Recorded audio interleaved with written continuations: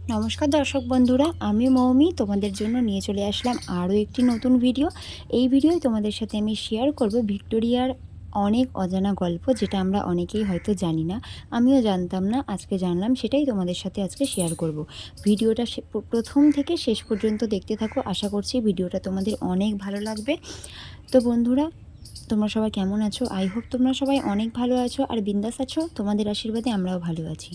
বেশি কথা না বাড়িয়ে বড়দের প্রণাম জানিয়ে ছোটদের আমার ভালোবাসা জানিয়ে আমি আমার আজকের ছোট্ট একটা ব্লগ শুরু করতে যাচ্ছি। ঠান্ডার মরশুম শুরু হতে না হতেই আমরা ঘুরতে বেরিয়ে গেছি। গুটি গুটি পায়ে আমি, দীপক, ছেলে আর আমার ভাই বেরিয়ে পড়েছিলাম কলকাতার সাইডে একটু ঘুরতে। কলকাতার সাইডে ঘোরা বলতেই তো আমরা বুঝি সায়েন্স সিটি, জাদুঘর, ভিক্টোরিয়া মেমোরিয়াল হল, চিড়িয়াখানা, এইসব। হ্যাঁ, তার মধ্যেই চিড়িয়াখানা এবং ভিক্টোরিয়া মেমোরিয়াল হল এই দুটোই আমরা ঘুরেছি। চিড়িয়াখানার ভিডিওগুলো যারা এখনও দেখেননি তারা চলে যাবেন দেখতে। খুব সুন্দর করে ওখানেও আমি চেষ্টা করেছি সব কিছু বুঝিয়ে এবং নিজের মতো করে আপনাদের সামনে পরিবেশন করার ভিডিওটা। তো এখানেও আমি চেষ্টা করব যে ভিক্টোরিয়া মেমোরিয়াল হলের সম্পর্কে অনেক অজানা তথ্য, যেগুলো আমরা অনেকেই জানি না। শুধু দেখলেই হয় না, যে জিনিসটা আমরা চোখে দেখছি সেই জিনিসটার ব্যাপারে অনেক কিছু জানতেও হয়।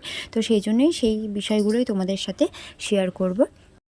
ভিক্টোরিয়া মেমোরিয়াল ভারতের কলকাতার কেন্দ্রে আধিপত্য বিস্তারকারী 64 একর বা 25 হেক্টর বিস্তীর্ণ বাগানের মাঝখানে অবস্থিত একটি অতি সুন্দর সাদা মার্বেলের ভবন। স্থাপত্যগতভাবে এটি সমসাময়িক ব্রিটিশ নাগরিক ক্লাসিকবাদকে প্রতিফলিত করে বলে মনে করা হয়।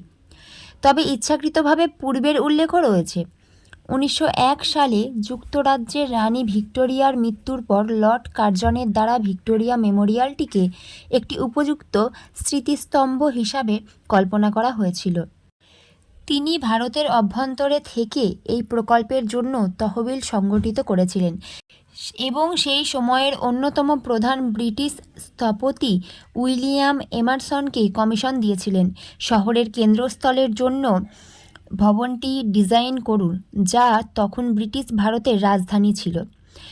ওয়েলসের রাজপুত্র, পরে রাজা পঞ্চম জর্জ 4 জানুয়ারি 1906-এ ভিত্তিপ্রস্তর স্থাপন করেন এবং দীর্ঘ নির্মাণ কাজের পর ভবনটি আনুষ্ঠানিকভাবে 14 ডিসেম্বর 1921 তারিখে খোলা হয়।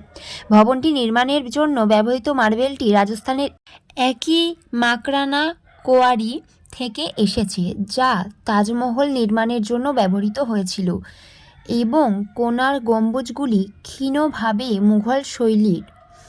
পুরো রচনাটি বিজয়ের দেবদূতের একটি ব্রোঞ্জ মূর্তির দ্বারা মুকুট পরানো হয়েছে, যা 16 ফুট 4.9 মিটার উঁচু। যদিও সত্যিকারের আবহাওয়ার ভেন নয়, বাতাস যথেষ্ট শক্তিশালী হলে এটি ঘোরে। চণ্ডীগড়। চণ্ডীগড়ের রক গার্ডেনের মূর্তি ভারতের চণ্ডীগড়ের একটি ভাস্কর্য পার্ক, যা নেক চাঁদের রক গার্ডেন নামেও পরিচিত। নেক চাঁদ সাইনি একজন ভারতীয় স্বশিক্ষিত শিল্পী দ্বারা নির্মিত।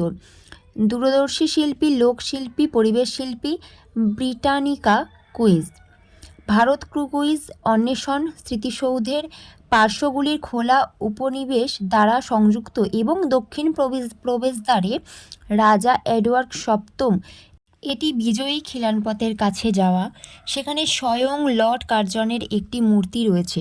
প্রবেশদ্বার হলটিতে ব্রোঞ্জের মূর্তি এবং রাজকীয় ব্যক্তিত্বের মার্বেলের মূর্তি রয়েছে এবং দেওয়ালগুলি রানী ভিক্টোরিয়ার জীবনের দৃশ্য এবং তার রাজকীয় ঘোষণার পাঠ্যগুলি দেখানো। অভ্যন্তরীণ কক্ষগুলি রাজকীয়তা এবং সাম্রাজ্য সম্পর্কিত চিত্রকর্ম, ভাস্কর্য, শিল্পকর্ম, বই এবং পাণ্ডুলিপির গুরুত্বপূর্ণ সংগ্রহ প্রদর্শন করে। এখন তোমাদের সাথে বলবো যে ভিক্টোরিয়ার ভিতরে কী কী রয়েছে।